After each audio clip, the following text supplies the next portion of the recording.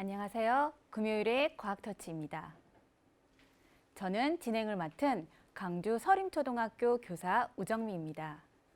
여러분은 충치 때문에 치과에 가본 경험 한 번쯤 있으시지요? 그 경험을 떠올렸을 때 어떤 감정이 드신가요?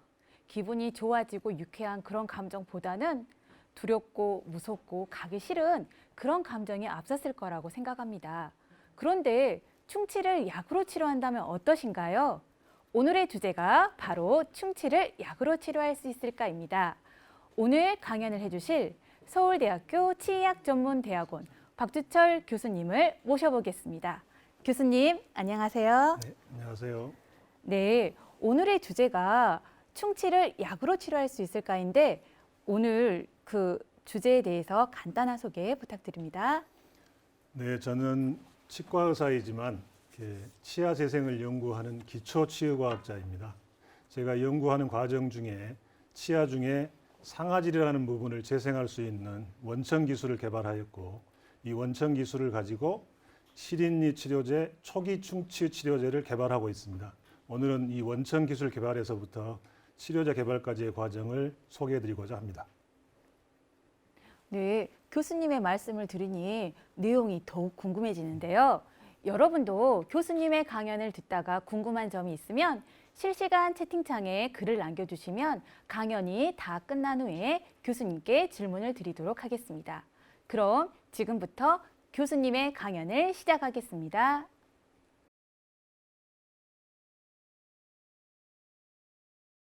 네, 우 선생님 소개 말씀 감사합니다. 오늘의 주제가 충치 치료제인데요. 충치는 전문가들이 얘기할 때는 치아 우식증이라고 합니다.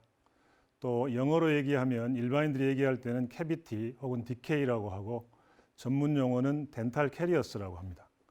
오른쪽에 충치의 진행 단계가 나와 있는 그림이고요. 왼쪽이 충치 실제 사진입니다. 충치가 표면에서부터 안으로 들어가게 되는데 왼쪽에 실제 사진을 보시면 이렇게 겉에 시작은 구멍이 작아 보이지만 안으로 굉장히 넓고 깊이 들어가 있는 걸 알 수 있습니다. 여러분들 아까 우 선생님도 말씀하셨지만 충치 치료를 받던 경험에 의하면 굉장히 아프고 불편한 뚫고 때우는 그런 과정에서 힘든 경험을 하셨을 텐데 그 아프고 이런 것들을 없앨 수 있으면 얼마나 좋을까요?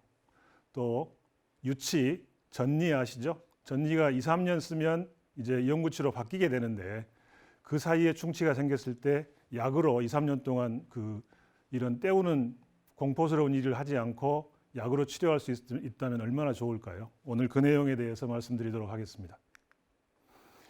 자, 말씀드린 대로 치아는 유치가 있고 영구치가 있습니다. 오른쪽에 치아의 구조가 나와 있는데요.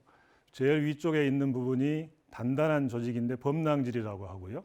그 아래쪽에 노란색 부분이 상아질, 그 안쪽에 신경과 혈관이 들어있는 치수가 있고 또 뿌리 쪽에는 이 노란색 상아질을 둘러싸는 시멘트질이 있습니다.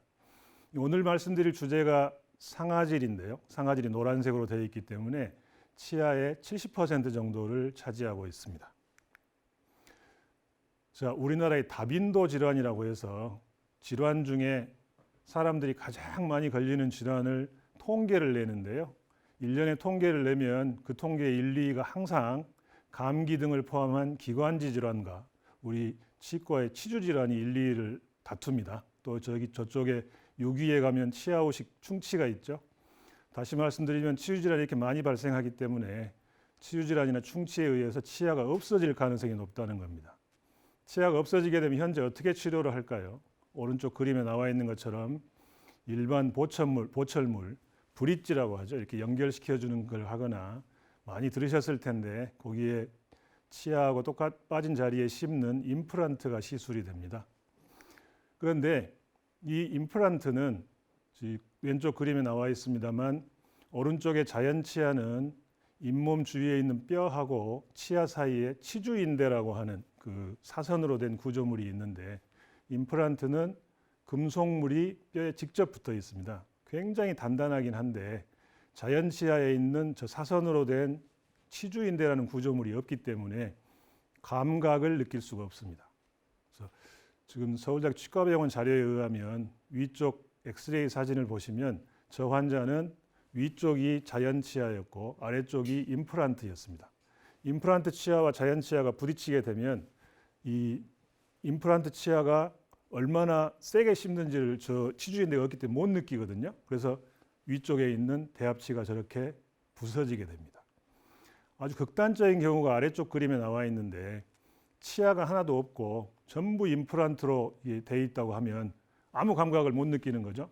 너무 세게 씹다가 턱뼈가 부러지는 일도 있습니다. 이러한 부작용 때문에 사람들이 현재의 일반 보철물 또 임플란트를 벗어나서 뭔가 자연 치아하고 똑같은 치아를 만들자 하는 바이오 치아를 연구하기 시작했거든요. 근데 이 바이오 치아는 이 그림에 보시는 것처럼 우리가 농부가 씨앗을 뿌려서 곡식을 얻듯이 또 나무가 조그만 묘목에서부터 커지듯이 이 치아가 없는 자리에 어떤 치아에 씨앗을 넣고 이게 자라나서 자연 치아하고 똑같은 그런 치아가 되도록 하는 것인데 상당히 어렵습니다. 생각보다 쉽지가 않고요. 그래서 제가 이제 한 20여 년 전인데 이런 바이오 치아를 저런 방법이 씨앗이 아닌 뿌리는 방법이 아닌 다른 방법으로 할 수 있을까 하는 생각을 하게 되었는데요. 잠깐 제가 다른 얘기를 해드리면 임진왜란 때 그 의병 일으킨 사명대사라고 아시잖아요. 사명대사의 스승이 서산대사입니다. 사명대사께서 서산대사를 암자로 찾아갔습니다. 그래서 그 서산대사 스승님을 뵀더니 스승님이 어떻게 왔느냐 하고 물었답니다. 그러니까 사명대사가 옛 길을 따라서 왔습니다 하고 말씀드렸더니 서산대사가 옛 길을 따르지 마라 하고 호통을 치셨답니다. 그 말은 너만의 길을 가라 하는 그런 말씀이셨다고 제가 느껴서 제가 연구자 생활을 하는데 굉장히 큰 그 단어로 생각을 하고 있습니다. 제가 나만의 길을 가겠다. 그래서 조금은 우스운 얘기지만 남들이 바이오 치아를 저런 형태로 만들려고 하니 나는 새로운 독창적인 방법으로 만들겠다 하고 이런 생각을 했습니다. 오른쪽에 저렇게 치아가 빠지면 공간이 있게 되죠. 저 자리를 아까 치아의 70%가 상아질이라고 했으니까 아래쪽에 혈관을 빨갛게 조금 만들고 저렇게 살아있는 상아질을 먼저 만들겠다.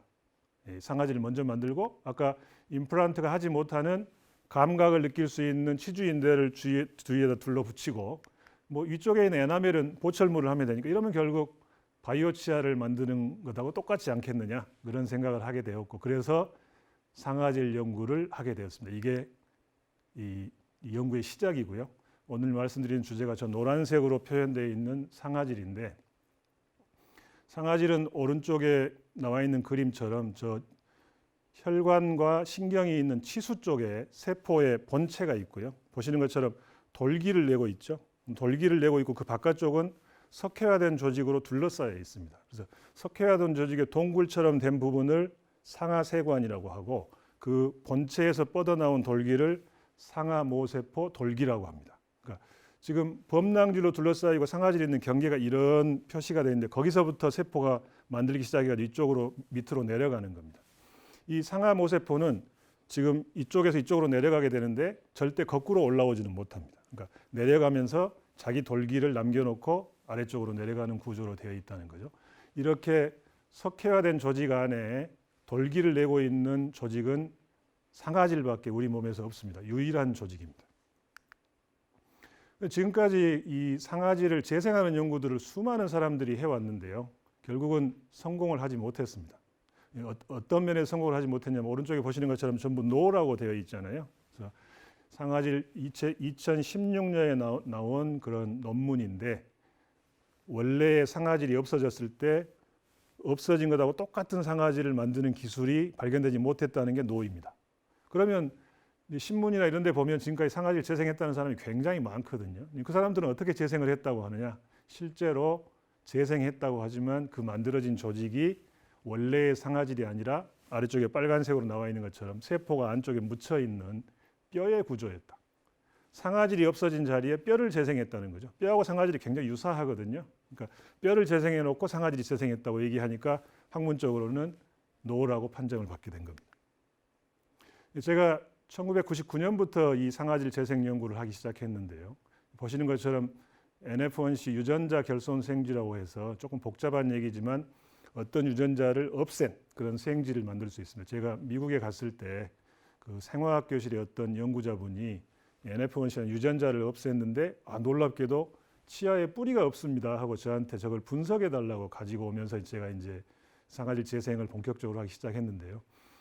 저 뿌리도 상아질로 이루어져 있기 때문에 뿌리가 없어진, 상아질이 없어진 이유를 알면 거꾸로 상아질을 재생시킬 수 있겠다 하고 연구를 시작했는데 논문은 많이 썼습니다. 그런데 원래의 목적, 상아질을 재생하는 목적은 이루지 못하고 한번 실패를 했습니다. 그래서 제가 이제 2007년도에 이제 서울대학교 치의학대학원에 가게 되었는데 그 이듬해부터 시작을 한 게 보시는 것처럼 이 왼쪽에 이제 사랑니 뽑은 사랑니가 있고요. 오른쪽은 그 생쥐의 이가 있는데 이 상아질을 재생하는데 아까 위쪽에 범낭질이 있다고 했죠. 범낭질에 있는 세포에서 뭔가 분비를 해가지고 아래쪽에 상아질이 생긴다고 교과서에 나와 있는데 그 물질이 무엇인지는 모른다고 적혀 있습니다. 그래서 제가 그걸 그대로 재현해가지고 무슨 조직을 재생하는 것은 우리가 발생 과정, 어렸을 때의 과정을 그대로 재현을 하면 만들 수 있는 토대가 되거든요. 그래서 상아 모세포가 될 수 있는 세포는 사랑니를 뽑은 줄기세포에서 얻고 사람에게서는 그 위쪽에 있는 세포가 없기 때문에 생쥐의 세포를 얻어가지고 이 생쥐의 세포에서 분비한 물질로 그 사랑니에 있는 줄기세포를 상아 모세포로 분화시켜서 상아질을 재생하는 그런 실험을 했던 겁니다. 조금 복잡한 얘기인데요. 그래서 그 한 4년쯤 지난 다음에 그 이 위쪽에 있는 세포가 분비하는 물질이 여러 종류의 단백질이라는 걸 알게 됐고 그 빨간색으로 된 왼쪽 그림 아래쪽에 이런 그 돌기 같은 게 보이는데 저게 아까 말씀드린 상아 모세포 돌기가 처음으로 만들어진 논문입니다. 예, 저 논문이 되겠고 이제 그 많은 단백질이 저런 일을 했는데 그 단백질 중에 어떤 단백질이 저런 상아질을 재생하는 일을 했을까 해서 단백 분석하는 방법이 오른쪽에 나와 있는데요. 예, 많은 고생을 해가지고 아래쪽에 이제 하나의 단백질을 찾아냈습니다. 이 단백질의 이름이 코핀7입니다. 코핀7이라는 단백질이고 이 코핀7이라는 단백질을 이제 재조합 단백질이라고 해서 우리 몸에 단백질이 있는데 이 단백질을 그 인공적으로 만들 수 있거든요. 그래서 저희가 그걸 구입할 수 있는데 그 재조합 단백질을 가지고 실제로 상아질이 없어진 것에서 상아질을 재생하는지 하는 연구를 시작했는데요. 우리가 흔히 그 논문들에서 보면 생쥐를 가지고 실험을 많이 하는데 생쥐의 입안은 굉장히 그 힐링되는 치유가 되는 것이 굉장히 빠르기 때문에 조금은 효과가 없는 약재를 써도 효과가 있는 것처럼 느껴지기 때문에 생쥐 가지고 이런 치아에 관한 실험을 하면 조금 신빙성이 떨어집니다. 그래서 저기 보시는 저 사진은 개인데요. 비글을 가지고 저희가 치아에다가 손상을 줘가지고 실험을 했고요.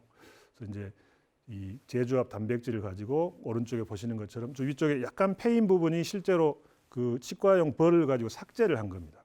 삭제를 했는데 그 아래쪽에 그러니까 세포가 아까 한쪽 방향으로밖에 못 간다고 했죠. 그러니까 삭제를 한 자리로 올라와서 만들지는 못하고 아래쪽에 지금 사선으로 이렇게 그 선이 있는 것처럼 보이는데 저게 상아 모세포 돌기가 생겼다는 거거든요. 그러니까 뼈가 생기지 않고 상아 모세포 돌기가 재생되었다 하는 것을 알 수 있습니다.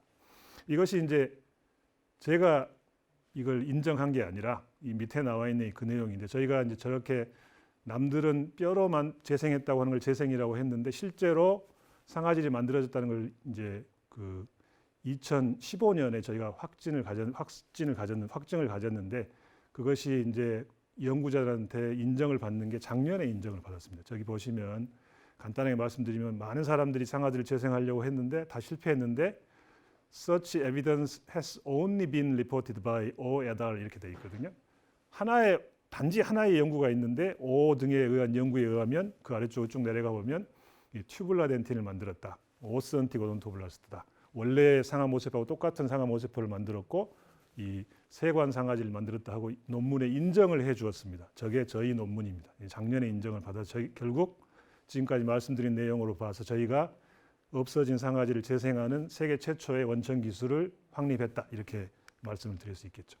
이걸 가지고 이제 제가 원래 목적대로 치아 재생을 가지고 연구를 했으니까 그쪽 재생 쪽으로 가려고 했는데 저하고 공동 연구를 하시는 이제 이런 치료를 하시는 치과병원의 교수님께서 교수님 저걸 보니까 이거는 우리가 치과 의사들도 힘들고 환자들도 힘든 시린이라는 게 있는데 이걸 치유하는 데 썼으면 좋겠습니다.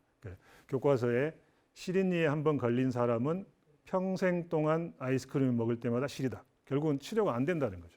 치료가 저렇게 왼쪽 그림처럼 위쪽에 범낭질이 노출되어 가지고 이 바람이 들어오거나 찬물이 들어오면 시리고 아프고 하는 건데 이걸 치료하는 데 쓰시면 좋겠습니다. 해서 이제 이쪽으로 방향을 전환을 했습니다. 일반적인 시린 치료 방법은 보시는 것처럼 입구가 좁고 안쪽이 넓은데 거기를 막는 겁니다. 저기 막히겠습니까?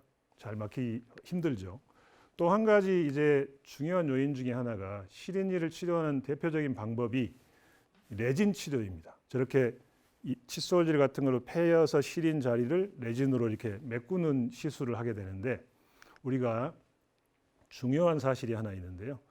아까 그 상아질 안에 치수하고 혈관이 들어있는 부분이 있던 거기에는 심장에서 펌핑하는 그 힘이 작용을 합니다. 결국 그 상아세관 안에 혈액은 아니지만 조직액이 흐르고 있는데 이 조직액이 심장에서 펌핑하는 힘에 의해서 밖으로 밀려나도록 작용을 한다는 거죠. 그러니까 레진을 붙여놔도 레진을 떨어뜨리려고 하는 힘이 작용한다는 겁니다. 여러분 이런 그림 아시잖아요. 제가 이렇게 표현을 해봤는데 막으려고 해도 계속 튀어나오는 거죠. 그러니까 레진 치료를 해도 3, 4개월 정도는 버티지만 그 다음에 떨어지게 된다는 거죠. 그러니까 일시적인 효과만 있다. 저희는 이제 이 원리를 말씀드리면 왼쪽 그림처럼 저렇게 노출이 되었을 때 저희 그 단백질을 흘려보내면 그 단백질이 저 쉬고 있는 잠자고 있는 세포를 깨웁니다. 깨워서 일을 하게 하면 원래 자기가 만들었던 게 상아질이기 때문에 원래 그대로 회복할 수가 있는 거죠. 자, 여기서 중요한 사실이 하나 있는데요. 이가 시린 거하고 가만히 있는데 음식을 먹거나 이러지 않는데도 이가 아픈 거하고는 다른 게 하나가 있습니다. 이가 시리다는 상태는 세포가 살아있다는 겁니다. 저 그림처럼 노출이 돼가지고 바람이 들어오고 찬물을 느끼는 게 세포거든요. 세포가 죽어 있으면 시린 걸 못 느껴요. 근데 살아 있음에도 불구하고 일을 하지 않는다는 거고 가만히 있는데 아프다고 하는 것은 세포가 죽었다는 겁니다. 저희는 그것을 새로 살리지는 못합니다. 저렇게 이가 시린 것만 시린 상태에 있는 것을 복원할 수 있는 거죠. 세포가 살아 있는데 일을 하지 않고 있는 세포를 잠자고 있는 세포를 깨워서 비활성화된 세포를 활성화시켜서 일을 하게 하는 겁니다. 그러니까 원래 만든 자기 일을 하는 거니까 원래대로 회복을 시켜주니까 당연히 치료를 할 수 있는 거겠죠. 가장 중요한 게 저 바람하고 찬물이 들어오는 데를 막는 거고 또 두께가 없어진 만큼 두께를 만들어야 하는데 저 위쪽 그림이 저 위쪽은 아무 처치를 하지 않는 거 아래쪽은 단백질을 바른 건데요. 단백질 바른 쪽은 구멍이 없죠. 그러니까 막혀 있다는 거고 아래쪽은 또 없어진 만큼 이만큼 그 TD라고 되어 있는 부분이 생겨났다는 거거든요. 막고 그 두께를 해보겠다. 이러니까 치료를 할 수 있다는 겁니다. 저희가 이 단백질을 가지고 이제 치료제를 개발하려고 하니 단백질은 구조적으로 불안정하거든요. 또 제조합 단백질을 만들려면 굉장히 비쌉니다. 그래서 이 단백질 중에 일부인 펩타이드, 그 아미노산 몇 개로 구성된 펩타이드가 단백질의 일부가 단백질의 전체하고 똑같은 기능을 할 수 있다면 이 단백질의 일부는 합성을 할 수 있거든요. 저희가 이제 제품을 하는 펩타이드는 10개의 아미노산으로 구성이 되어 있는데 그 펩타이드를 가지고 이 상업화, 제품화를 하면 펩타이드는 우선 합성할 수 있고 비용이 작고 하기 때문에 용이한 점이 많습니다. 그래서 이 펩타이드로 똑같은 기능을 하는지 확인을 했고요. 아래쪽 그림처럼 펩타이드가 단백질하고 똑같은 기능을 한다는 걸 알게 되었습니다. 자, 여기서 궁금한 점이 하나 있죠. 저 시린이 치료 방법이 지금 1, 2, 3, 4 보면 세포가 저렇게 움츠리고 일을 하지 않고 있는데 저희가 물에 녹여가지고 펩타이드 물에 녹거든요. 그래서 관 안으로 흘려보내면 세포가 활성화되어서 먼저 중간 통로를 막고 이쪽으로 밀려나서 세포를 그 상아질을 형성한다는 건데요. 어떻게 활성화를 시켰을까요? 오른쪽에 있는 그림이 젊은 세포부터 나이 든 세포의 상하 모세포입니다. 그러니까 나이가 들어가면 그 세포 소기관들이 없어지고 공포가 생겨나고요. 공포가 생겨나고 거기에 리포푹신이라고 하는 찌꺼기가 생겨나게 됩니다. 우리가 자동차로 설명을 드리면 굉장히 오래된 자동차는 실린더 안에 찌꺼기가 끼게 되고 또 엔진이 돌지 못하는 가장 큰 이유가 연료를 보내도 점화 플러그가 터지지 않으면 엔진이 돌지 못하잖아요. 그런데 저희 단백질이 두 가지 일을 합니다. 그래서 찌꺼기를 제거해주고 그 기능이 생물학적으로 우리 자가포식이라고 하는데 그게 오토파지라는 것이고 굉장히 복잡한 내용인데 그 다음에 점화 플러그의 일을 하는 게 그 mTOR 시그널링이라는 신호 전달이라는 게 있는데요. 오늘은 간단히 말씀드리겠는데 그 점화 플러그하고 같은 일을 합니다. 그래서 결국 찌꺼기를 제거해주고 점화 플러그에 의해서 엔진에 들어오는 연료가 효율을 발휘할 수 있도록 해주기 때문에 자고 있는 세포가 깨어나는 겁니다. 저희가 이제 조만간 이에 관한 논문이 곧 나올 텐데 그래서 결국 자동차에 노화된 그런 오래된 자동차를 닦고 조이고 기름쳐서 돌게 하는 것처럼 하는 원리로 세포를 활성화시킵니다. 그래서 저희가 시린이는 평생 알아야 하는 동영상을 하나 보여드리겠습니다.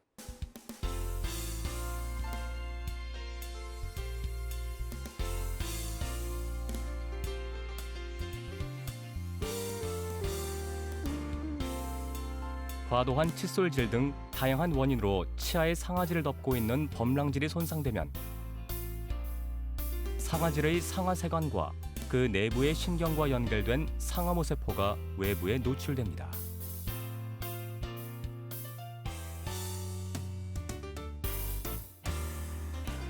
이때 다양한 외부 자극을 받게 되면 이 자극이 신경에 전달되어 환자가 찌릿한 통증을 느끼게 되는데 이 통증이 바로 시린니입니다. 이렇게 상아질이 손상되어 신경과 연결된 상아모세포가 노출되었을 때 하이센스 바이오에서 개발한 KH001 펩타이드를 상아세관을 통해 흘러보내면 이 펩타이드가 일을 하지 않고 있는 비활성화된 상아모세포를 활성화시켜 일을 하게 합니다. 이를 통해 노출된 상아세관을 막게 되고 세포가 뒤로 물러나며 손상된 두께만큼 3차 상아질을 형성합니다. 이것이 하이센스 바이오의 세계 최초의 생리적 상아질 재생 기술을 이용한 치료 방법입니다. 기존의 일반적인 치료 방법은 외부에서 상아세관을 막는 방법입니다. 이 방법은 치아 내부 조직액의 압력에 의해 시간이 경과하면 막았던 물질들 사이에 틈이 발생하고 떨어져 나갑니다.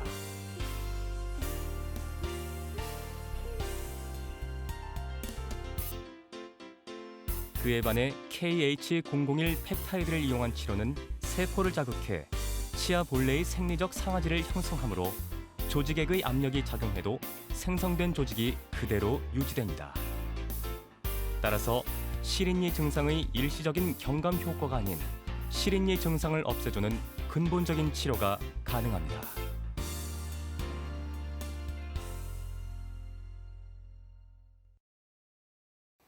방금 동영상에 로고가 좀 있었는데 오해가 없으시기 바라겠고요. 제가 이제 연구실에서 만든 기술을 가지고 벤처를 창업해서 지금 하고 있는 그런 것이어서 로고가 잠깐 나왔었습니다.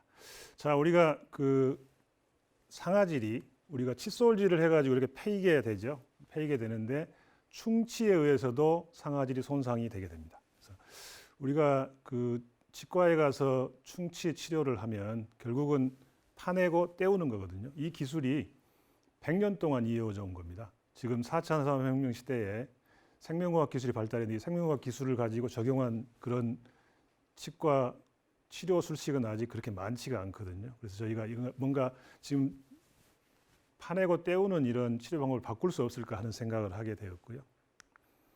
이 조금 전에 말씀드린 상아질이 칫솔질에 의해서 닳았을 때 하고 충치에 손상됐을 때 차이점이 있습니다. 충치에 손상된 경우는 세균이 있다는 거고 첫 번째. 두 번째, 세균에 의해서 산성도가 높아지는 거고 그래서 이 산성도 때문에 상아질이 파괴되는 겁니다. 자, 그러면 우리 그 시린니를 치료하는 펩타이드가 상아질 손상 대부분을 작용을 했기 때문에 이게 세균에 의해서 들어가는 동안 파괴되지 않고 산성이 높은 환경에서 안정하다면 충치에도 쓰일 수 있지 않겠느냐 하는 생각을 하게 된 거죠. 제일 위쪽에 나와 있는 그림이 충치가 있는 치아를 빼가지고 발치한 치아를 가지고 그 위에 그 펩타이드를 올려놓으니까 그 안쪽으로 잘 들어간다는 것을 치수까지 잘 들어간다는 걸 보여준 그림이고요. 아래 오른쪽에 나와 있는 그림이 이제 이 세균에 의해서 펩타이드가 안정하다, 분해되지 않는다. 그 다음에 이 온도가 낮아도 안정하다. 또 산도가 낮아도 펩타이드가 문제 없다. 이런 결론을 얻어서 이제 이 기술을 초기 충치 치료제로도 쓸 수 있겠다 하는 생각을 하게 됐습니다. 생각이 발전한 거죠. 그래서 인공 충치를 유발했습니다. 이게 굉장히 어려웠는데요. 이거는 이제 렛을 가지고 한 건데, 쥐를 가지고 한 건데, 상아지를 파내고 균을 바르고 콜라를 먹이고 이렇게 해도 안 됐습니다. 2년 동안. 그래서 마지막에는 무슨 방법을 썼냐면 타액 분비, 침이 나오지 않게 하는. 침이 없으면 건조해져가 충치가 잘 생기거든요. 그래서 오른쪽 아래에 있는 사진처럼 저렇게 상아질까지 충치를 만들었습니다. 만들어 가지고 저 오른쪽에 3번이라고 되어 있는 오른쪽 아래 그림 보시면 컨트롤이 이제 정상이고 KH002가 펩타이드를 넣은 건데 그 컨트롤이라고 되어 있는 것은 충치만 유발하고 아무것도 치료를 안 한 겁니다. 오른쪽에 그림 보시면 그 우리가 눈으로는 세균이 있는 자리가 안 보이지만 저렇게 치수까지 염증을 일으키고 있는 진행되고 염증이 지금 치수에 일어났다는 거거든요. 물론 저것은 가역적인 염증이긴 하지만 저렇게 염증이 벌어져 있는데 그 아래쪽에 짙은색 빨간색 KH002라고 되어 있는 부분 저희 치료제를 바른 거거든요. 3주 후에 조직학적인 소견인데 그 박스 친 곳에 보이면 그 이물질 같은 게 보이는데 저게 세균입니다. 결국은 이 펩타이드가 들어가서 안쪽에 있는 세포를 역시 활성화시켜가지고 아래쪽에 배리어, 장벽을 만들어 버린 거죠. 위쪽을 막고 아래쪽을 막아버리니까 세균이 묻혀서 죽는 겁니다. 죽어가지고 결국 치수의 염증도 없어진 거죠. 이렇게 해서 충치를 치료할 수 있겠다 하는 생각을 하게 되었고요. 역시 동영상을 보여드리겠습니다.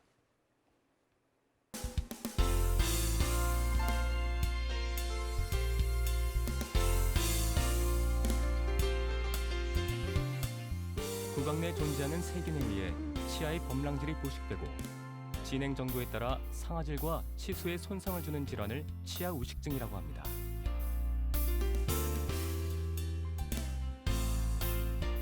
구강 내 세균은 치아 표면의 음식물과 덩어리를 이루어 번식하고 플라그를 형성합니다. 치아 표면에 생성된 플라그 내에는 스트랩토코쿠스 뮤탄스, 락토바실러스와 같은 충치를 일으키는 주 원인균이 서식합니다. 이러한 세균들이 배설하는 산에 의해서 치아 표면의 범랑질이 손상을 입어 칼슘, 인과 같은 무기질이 빠져나가고 그 속에 유기질이 용해됩니다. 우식이 더 진행되어 상아질까지 손상되면 진행 속도가 촉진되고 결국 치아가 파괴됩니다. 다양한 세균들이 분비한 독소는 상아세관을 통해 치수에 침투하고 상아모세포를 손상시킵니다.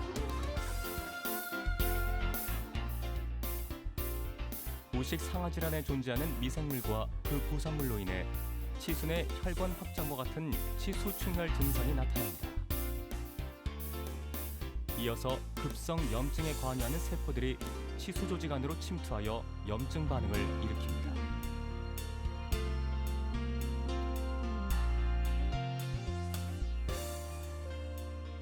노출된 상아질 우식 부위에 KH002 펩타이드를 도포하면 수용성 물질인 펩타이드가 세균이나 산성 환경에 의한 손상 없이 상아세관 내에 안정적으로 흘러들어가 상아모세포를 활성화시킵니다. 활성화된 상아모세포는 상아세관 내에 상아질을 분비하여 세균과 독소들을 차단합니다. 또한 다양한 자극으로 인한 손상에 대한 반응으로 생리적 상아질을 형성하도록 합니다.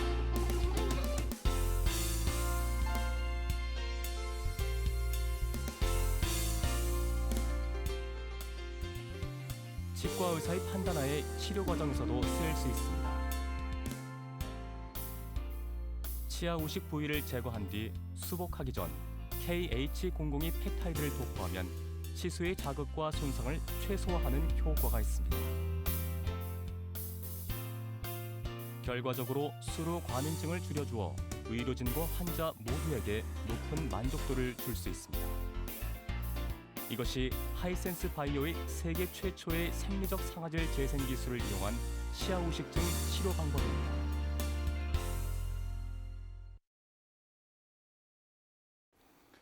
자, 동영상을 보시니까 조금 이해가 되셨나요?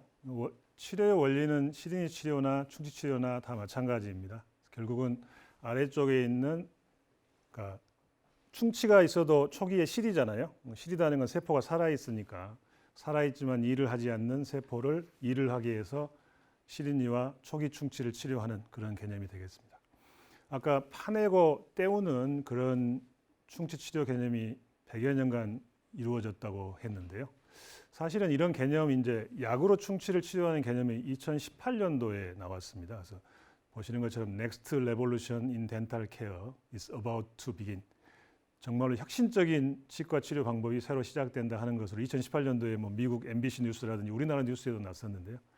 영국에 있는 학자들이 알츠하이머 치료제로 실패한 약물인데 그 약물이 타이드 글루십이라는 약물이 있습니다. 그 약물을 가지고 충치 치료에 쓰겠다고 해서 논문을 냈는데 그 논문을 보고 이제 저런 타이틀이 붙게 된 건데 나중에 저희가 저 연구자도 잘 아는데요. 나중에 보니까 결국은 저기도 손상된 상아질이 뼈와 비슷한 조직으로 채워졌다 해서 지금은 조금 주춤한 상태에 있습니다. 저희처럼 실제로 그 상아질로 재생한 것은 아니었다는 거죠. 그렇지만 새로운 개념, 드릴링, 필링이 필요 없는 약으로 치료할 수 있는 개념은 이분들이 먼저 만들었다고 봐야죠. 저희가 그 실현하는 것은 저희가 하도록 하겠습니다.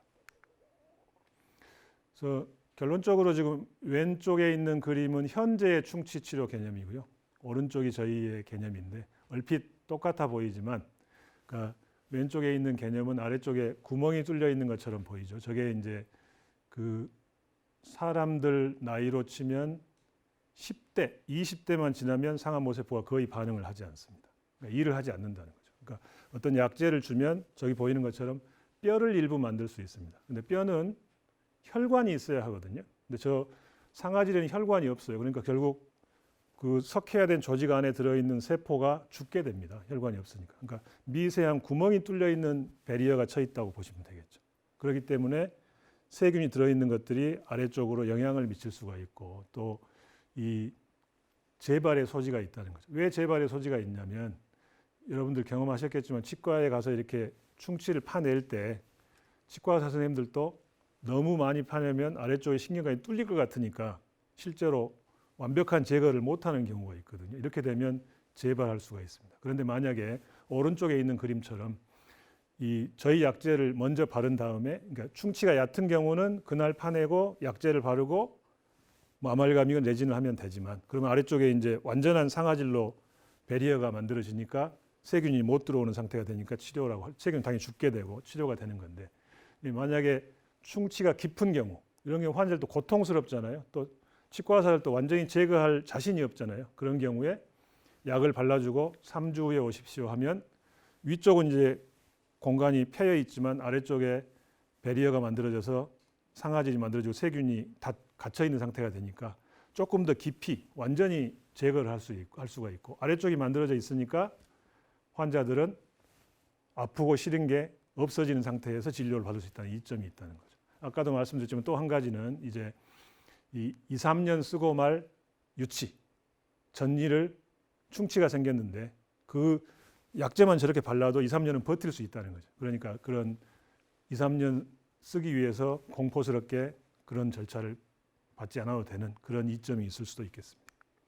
저희가 이걸 가지고 이제 우리나라 식약처에 가서 이걸 개발하겠습니다 하고 말씀을 드렸더니 세포를 건드린다고 했잖아요. 그러니까 세포를 건드리는 물질은 전문의약품입니다 하고 판정을 내렸습니다. 약품은 전문의약품, 일반의약품이 있고 그 외에 의료기기, 의약예품이 있는데 전문의약품은 의사의 처방으로만 쓸 수 있고 의사만 그 가지고 적용시킬 수 있는 물질이거든요. 그래서 저희가 이제 앞으로 그 3가지 품목을 개발할 건데 그러면 이 물질을 치약이나 구강세정에 흔히 가글 솔루션이라고 하죠. 여기에 섞으면 어떻게 됩니까? 그것도 전문의약품입니다. 이렇게 판정을 받았어요. 저희가 지금 이제 앞으로 3, 4년 후에 3년 정도 후에 치과 선생님들이 쓰는 주사기에 담긴 용액으로 형태로 된 시린이 초기 충치 치료제를 출시를 할 거고 다음에 이제 그렇게 치료 받으신 다음에 선생님이 처방전을 주면 그걸 가지고 약국에 가서 치약하고 가글을 사서 보조적으로 쓰는 이런 형태로 진행이 되겠습니다. 그래서 예, 제가 조금 이제 막바지에 와 있는데요. 하나 말씀드리고 싶은 것은 핀란드라는 나라 아시죠? 저쪽 유럽 쪽에 그 오로라가 잘 볼 수 있는 그런 나라인데 여러분들 아마 잘 모르실 텐데 핀란드 하면 자일리톨 아세요? 자일리톨. 예전에 나이가 조금 드신 분들은 핀란드 하면 노키아라는 그 휴대폰 회사를 떠올렸을 텐데요. 아마도 핀란드 하면 자일리톨은 떠오르실 겁니다. 자일리톨이 핀란드뿐만 아니라 우리는 뭐 어떤 껌에도 들어있고 그러죠. 굉장히 그 충치 예방에 효과가 있는 것으로 이렇게 알려져 있고, 근데 이 핀란드에서 자일리톨이 충치 예방에 효과가 있다는 이걸 가지고 국가 산업적으로 굉장한 기여를 하고 있습니다. 그래서 조금 과학적으로 말씀드리면 사실은 이렇게 뭐 껌이나 이런 데 들어있는 정도의 용량을 가지고는 완전하게 충치를 예방한다고는 말하기 힘든 상황인데도 불구하고 그런 것들에 의해서 산업적인 효과가 굉장히 많거든요. 그게 이제 큰 예인데, 핀란드가 조그만 나라지만 치과적으로 굉장히 발달해 있습니다. 아까 그 바이오 치아 연구도 활발하고요. 제가 연구했던 기술, 세계 최초의 상아질 재생 기술을 가지고 저희가 시린이 충치 치료제를 만들어서, 저희가 흔히 K-바이오라고 하잖아요. 시린이 충치 치료제 하면 코리아가 떠오르고, 코리아 하면 충치 치료제가 떠오르는 그런 식으로 이렇게 K-바이오의 저희 영역의 대표 주자로서 충치를 약으로 치료하는 최초의 나라로 그렇게 만들 수 있도록 열심히 해보겠습니다. 지금 저희가 하나 꿈을 가지고 있는 것은, 아까 그 부분까지는 말씀 안 드렸습니다. 저희 그 꼬마가 또 더 어린 애를 업고 있는 게 나와 있는데, 예를 들어서 아프리카에 소년이 있다고 하시죠. 12살. 아프리카로 표현하기 그렇지만 아주 못 사는 나라예요. 아프리카는 좀 죄송합니다.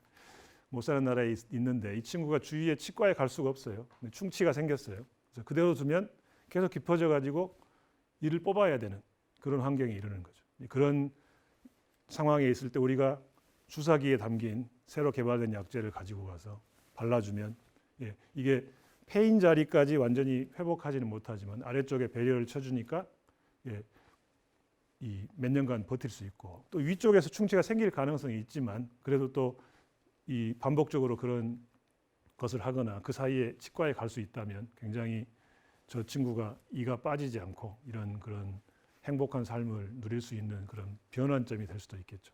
제가 지금 연구하고 있는 것을 더욱더 발전시키고, 아까 잠깐 얘기가 나왔었습니다만 이 상하모세포를 활성화시키는, 잠자는 상하모세포를 깨우는 또 이런 기술을 우리 신체 전반에 있는 모든 세포에 적용을 해가지고, 모든 세포는 아니겠습니다만 그런 필요한 곳에 적용을 해서 이 세포가 스스로 일을 하게 함으로써 뭔가 치료하기 어려운 질환을 치료할 수 있는 그런 쪽으로 연구를 발전시켜가지고 전 세계 어느 곳 누구라도 건강한 치아를 통해 인류가 행복해질 수 있게 하는 것뿐만 아니라 저는 전반적인 신체 건강에도 접목할 수 있는 그런 정도의 연구를 진행하겠습니다. 열심히 노력하겠습니다.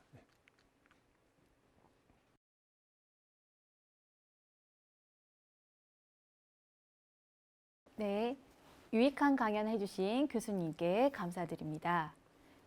질문이 선별되는 동안에 교수님과 잠시 이야기를 나눠보도록 하겠습니다. 교수님, 오늘 온라인 강연 해주셨는데 해보신 소감 어떠신가요? 네, 저희가 작년부터 실은 이제 저희 서울대학 치의학대학원도 전부 모두가 다 이 비대면 강의입니다. 온라인 강의고, 저희는 이제 학교 수업을 아침 8시부터 시작하는데 전부 실시간으로 진행을 하고 있고요. 그래서 온라인 강연에 익숙해져 있는데 사실은 조금 서운한, 여러분들을 직접 뵙고 대면 강의를 할 수 있었으면 더 좋았을 텐데 이렇게 온라인 강의를 하게 되었습니다만 조금 아쉽기는 하지만 굉장히 유익한 자리라고 생각합니다. 네, 질문이 모두 준비되었습니다. 그럼 지금부터 질문을 드리도록 하겠습니다. 첫 번째 질문입니다. 충치를 약으로 치료하면 충치 치료에 치과 의사 선생님은 필요 없게 되나요? 라고 다원민님께서 질문을 주셨습니다. 아주 중요하고 재미있는 질문입니다. 제가 이제 강의를 하러 이곳저곳 많이 다니는데 제일 많이 받는 질문 중에 하나인데요. 저도 치과 의사입니다.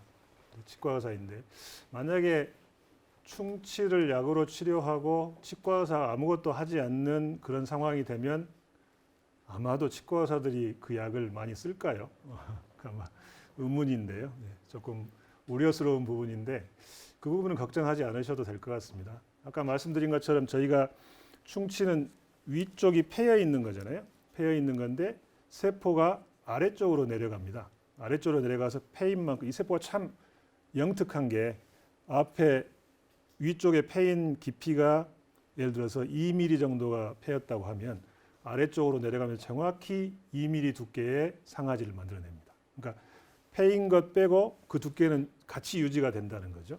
그러니까 다시 말씀드리면 패인 자리는 그대로 두고 아래쪽에다가 그만큼 만들어내는 거기 때문에 치과 선생님들은 이 약재를 써가지고 두께를 회복하고 이 장벽을 잘 만들어서 재발률이 낮고 환자가 편하게 해주지만 패인 자리는 다시 흔히 이 치과 선생님들이 많이 하시는 아말감이나 레진이나 인레이로 수복을 해야 된다는 거기 때문에 치과 의사들이 할 일은 그대로 하면서 이게 재발률을 낮춰주고 환자의 불편을 줄여주는 것이기 때문에 우 선생님께 질문하신 그 질문에는 전혀 문제가 없는 치과 의사들이 당연히 원래 하시던 일을 계속 하시게 되는 그런 것이 되겠습니다. 전혀 문제 없습니다. 네. 아, 네. 잘 알겠습니다. 네. 다음 질문입니다. 바이오 치아는 왜 만들기 어려운가요? 라고 김재강님께서 질문을 주셨습니다.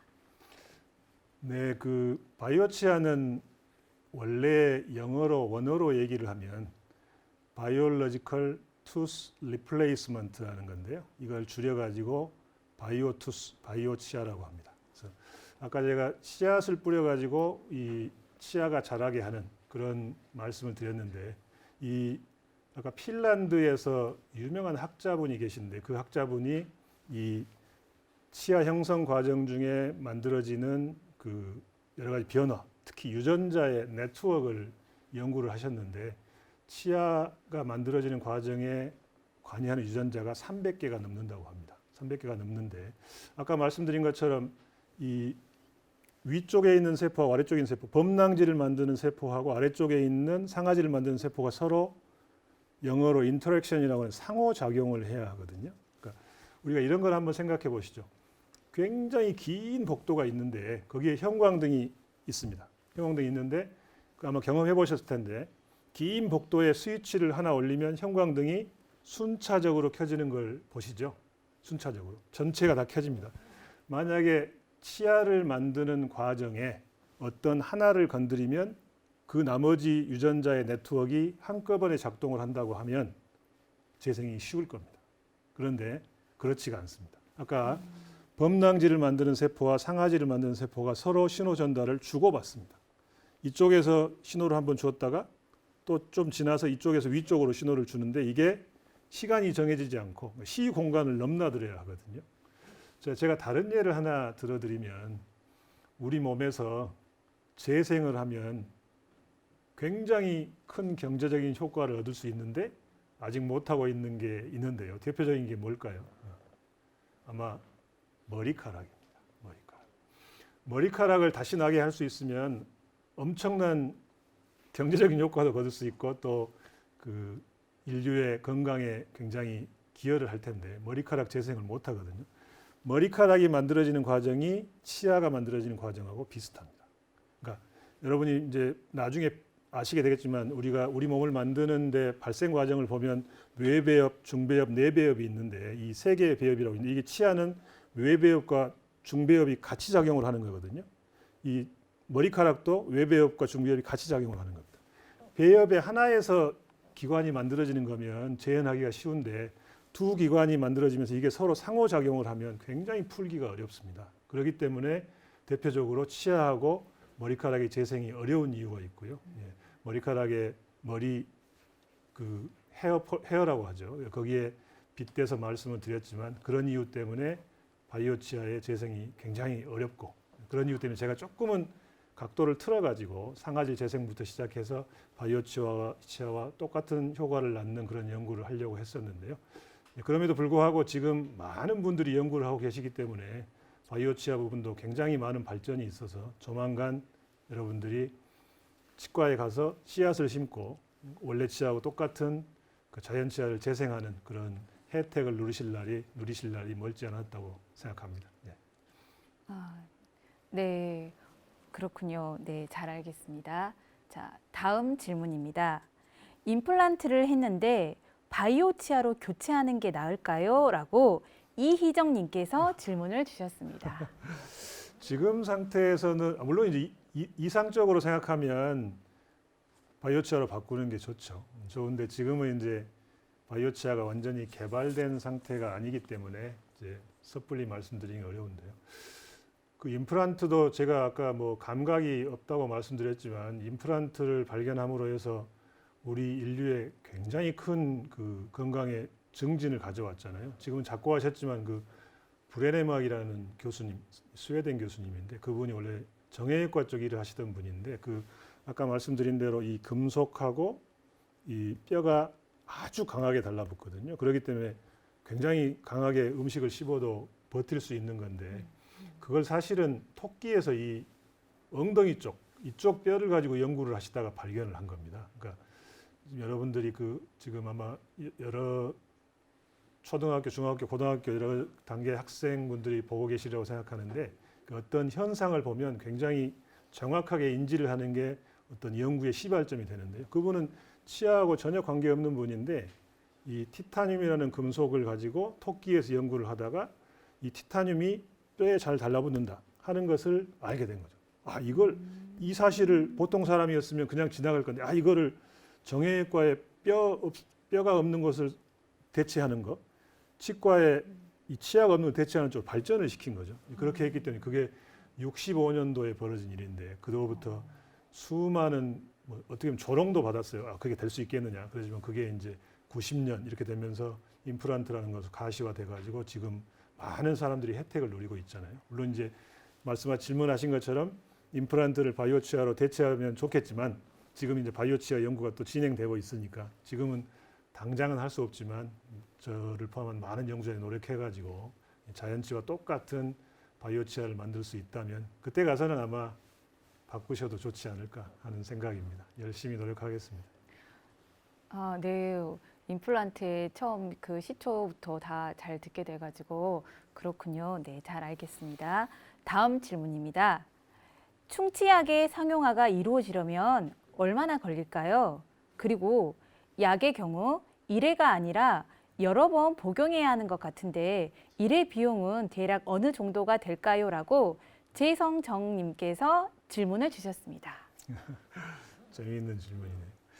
지금 저희가 아까 제가 3년, 4년 말씀드렸는데 그 저희 나라 식약처에서 지금 전문의약품으로 해서 임상을 저희 서울대 치과병원, 서울대병원 하고 있기 때문에요. 그 임상은 1상, 2상, 3상으로 나뉘는데 정상적으로 진행이 되면 한 3년 후에 끝나게 될 것 같고 그렇게 되면 이제 뭐 3년 지나고 빠르면 4년 이렇게 나올 수도 있겠죠. 네, 노력은 하겠고요. 네, 그 굉장히 중요한 문제가 있는 것이 이게 각 나라마다 이 물질에 대한 기준이 다릅니다. 저희는 이 펩타이드를 가지고 식약처에서 전문의약품 판정을 내렸는데 이 똑같은 물질을 가지고 유럽에 가면 유럽에서는 의료기기의 판정을 받습니다.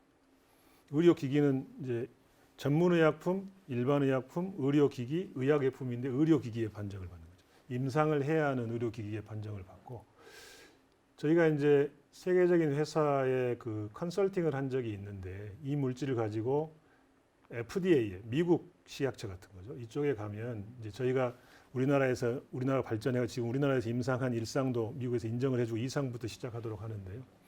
미국에 가지고 가면 일반 의약품이 됩니다. 일반 의약품. 왜 이 말씀을 드리냐면 각 나라마다 규정이 다르기 때문에 이게 진행하는데 어렵다는 거예요. 굉장히 어려움이 많이 있을 것 같고 아까 그 가격에 관한 말씀을 드렸는데 그런 것들도 이제 전문 의약품이 당연히 비싸죠. 일반 의약품은 조금 더 가격이 낮아질 거고 아래쪽으로 가면 더 낮아지는 거죠. 치약이 이제 의약 예품이지 않습니까? 일반적인 치약은 전문 의약품인 치약이라고 그러면 단가가 높아질 텐데 우리나라에 조금 특수한 사정이 있는데 저희 규정에 의하면 전문 의약품이 6년이 지나면 일반 의약품이 될 수 있고요. 이런 과정이기 때문에 제가 이제 자세한 내용은 여기서 뭐 이렇게 공개적으로 말씀드리기는 어렵지만 그 처음에 개발을 할 때 그 단백질로 하지 않고 이 펩타이드로 한 것도 그런 가격하고도 관계가 있는 것이거든요. 제가 연구하는 사람이지 무슨 상업성을 근본적으로 추구하는 사람이 아니기 때문에 이 펩타이드로 개발한 것도 그런 가격적인 요인을 낮추려고 했던 것이기 때문에 가능하면 이 모든 사람들이 쓸 수 있도록 우리나라에서 전문의약품을 개발하지만 또 이제 의료 보험의 혜택도 받을 수 있고 점차 그 실용화 단계에서 낮출 수 있도록 그런 쪽으로 노력하겠습니다. 네. 교수님의 설명을 들으니까 예, 이제 그게 빨리 상용화되고 이렇게 보급될 수 있는 날이 빨리 오기를 좀 기다려 봅니다. 자, 다음 질문입니다. 혹시 잇몸을 재생하는 기술은 없나요? 라고 김민우님께서 질문을 주셨습니다. 어려운 질문인데요. 제가 아까 그 1999년도에 치아 상아질 재생 연구를 시작한 것으로 말씀을 드렸는데 사실은 그 전에 관심을 가졌던 부분이 잇몸이었습니다. 저희가 아까 저희 나라 그 건강보험 심사평가원 자료에도 볼 수 있듯이 잇몸이 다빈도 질환이라고 했잖아요. 우리 국민들이 굉장히 많이 앓는 고통을 받는 질환이기 때문에 치주 질환이라고 하죠. 잇몸 치주 질환이라고 하는데 이 질환을 치료할 수 있으면 좋죠. 그래서 처음 연구를 시작하려고 했던 것이 치주 질환이었는데 제가 애석하게도 이 능력이 좀 부족해서 이 상아질 쪽으로 바꾼 것도 있습니다. 왜 그러냐면 잇몸하고 그다음에 치아가 있고 잇몸 바깥쪽에 뼈가 있거든요. 그건 결국 보십시오. 치아가 있고 치아하고 뼈를 연결시켜주는 인대가 있고 또 잇몸이 있고 많은 세포들이 있다는 거죠. 아까 머리 재생, 치아 재생의 두 조직이 연관되면 복잡하다고 했잖아요. 이 치주 조직, 잇몸에는 4가지 이상의 세포가 있습니다. 이런 것들이 복합적으로 얽혀 있으면 이것을 적용하기가, 연구하기가 굉장히 어렵습니다. 그래서 이제 조금 각도를 바꾸었는데요. 제가 이제 하나 또 드리고 싶은 말씀이 지금 저도 노력을 하고 있는데 예전에 아인슈타인 잘 아시잖아요. 아인슈타인이 어떤 다른 분들이 박사님은 참 천재적이시고 이렇게 여러 가지 능력이 뛰어나셔서 많은 일을 하셨습니다 하고 얘기를 하니까 아인슈타인 박사께서 이렇게 말씀을 하셨다고 합니다. 저는 뛰어나거나 천재가 아니고 어떤 한 가지 문제에 대해서 오랫동안 깊이 생각했을 뿐입니다 하는 얘기를 했다고 합니다. 제가 연구하는 과정에 2가지를 가지고 머릿속에 담고 지낸 아까 말씀드린 나의 길을 가는 거하고 한 가지를 깊고 아주 오래 생각하는 건데 물론 이제 제가 아인슈타인 박사가 같은 능력이 없어서 물론 조금 늦겠지만 그런 자세를 가지고 열심히 노력하려고 하고요. 아직은 이제 다시 시작하지는 못했지만 상아질 재생이 어느 정도 완료된 다음에 제 연구 역량을 치주 재생, 잇몸 재생에 다시 바꾸어 가지고 그렇게 오랫동안 깊이 연구하는 자세로 한번 다시 도전해 볼 생각입니다. 네. 겸손한 말씀이신 것 같은데, 네, 알겠습니다. 이제 마지막 질문입니다. 저는 충치 치료할 때 신경 치료가 제일 두려웠는데 혹시 망가진 치아 신경도 약으로 치료될 수 있을까요? 혹시 관련 연구가 진행 중이라면 살짝 알려주시면 감사하겠습니다라고 써니 김님께서 질문을 주셨습니다. 좋은 질문입니다. 제가 지금 말씀드린 대로 하고 있는 연구는 살아있는 세포, 그렇지만 일을 하지 않는 세포를 활성화시켜 가지고 일을 하게 하는 거죠. 아까 충치의 단계가 쭉 진행이 되는데 그 단계 중에서 이제 범낭질부터 충치가 진행되기 시작하면 상아질로 들어가면 시립니다. 시림 과정을 거치다가 조금 깊어지면 음식물을 씹을 때 아프고요. 더 깊어져 가지고 치수하고 그쪽 신경, 혈관 쪽이 손상이 되면 아린다고 표현을 하죠. 가만히 있어도 아프게 되는. 그러면 세포가 다 죽는 상태가 되는 거죠. 제가 오늘 시간 관계상 말씀 안 드렸습니다만 저희가 단기, 중기, 장기 연구를 하고 있는데요. 지금이 단기 연구에 해당합니다. 어느 정도 결론이 어느 정도 가까운 그게 지금 쉬고 있는 세포를 활성화시키는 연구가 지금 제품화까지 가려고 하니까 단기 영역에 속하게 되겠고, 중기 영역이 방금 질문하신 그 부분입니다. 치수에 상하모세포가 있는 이 세포가 죽었을 때, 그 이제 꺼내고 거기 있는 물질을 다 제거하고 신경 치료를 하는 거죠. 신경 치료를 하는 게 거기 있는 신경 혈관을 다 제거한 다음에 거타펄차라고 하는 고무 재질하고 비슷한 물질로 완전히 메꾸는 겁니다. 메꾸게 되면 결국은 치아는 죽고 치주인대만 살아 있으니까 치아가 조금 그 푸석푸석한 그런 좋지 않은 상태가 되는 거죠. 그런 상태가 되는데 이 지금처럼 하는 신경 치료가 아니라 질문하신 것처럼 그거를 원래대로 재생할 수 있으면 좋지 않겠습니까? 제가 처음에 그 연구를 시작한 배경에도 이 상아지를 재생하고 아래쪽에 조금 혈관을 재생하는 그림을 보여드렸는데, 저희가 지금 줄기세포를 가지고 진행을 하고 있고요. 저희가 꿈꾸고 있는 것은 이렇습니다. 지금 상당히 가시적인 성과가 나고 있는데 오늘은 아주 자세하게는 말씀드릴 수 없지만 두 가지 방법으로 계획을 하고 있는데요. 그 세포가 다 죽었을 때 그 공간에 자기의 치아 줄기세포하고 저희 물질을 섞어가지고 재생하는 방법. 그렇게 하려면 이제 지금 치아은행이나 이런 곳에 자기 유치를 보관하거나 혹은 사랑니를 보관하는, 그렇게 돼야만 줄기세포를 꺼내 쓸 수 있는 한계가 있겠죠. 이런 부분이 있겠고요. 궁극적으로 하려고 하는 방법은 치아 자체가 죽었을 때 그 근처에 있는 잇몸 세포를 떼어가지고 그 줄기세포를 이용해서 이걸 재생하는 그런 쪽에 계획을 하고 있습니다. 아주 꿈 같은 얘기지만 질문하신 대로 줄기세포를 이용해서 치아를 재생하는 그런 연구도 열심히 해서 결과를 얻을 수 있도록 하겠습니다. 네, 교수님의 설명을 들으니까 네네 앞으로 그 우리 치아에 관련해서 또 이제 그 발전이 기대가 됩니다. 이것으로 질의응답 시간을 마치겠습니다. 긴 시간 동안 강연과 질의응답해 주신 교수님께 다시 한번 감사 인사드립니다. 감사합니다. 다음 금요일에 과학터치 강연 안내입니다. 본 강연은 4월 16일 금요일 저녁 7시 유튜브 실시간으로 중원대학교 이지영 교수님을 모시고 소리와 AI의 만남이란 주제로 강연 예정이며, 도입 강연은 태봉초등학교 수석교사 손준호 선생님께서 눈에 보이는 수증기, 간이습도계를 주제로 강연 후 영상을 탑재하겠습니다.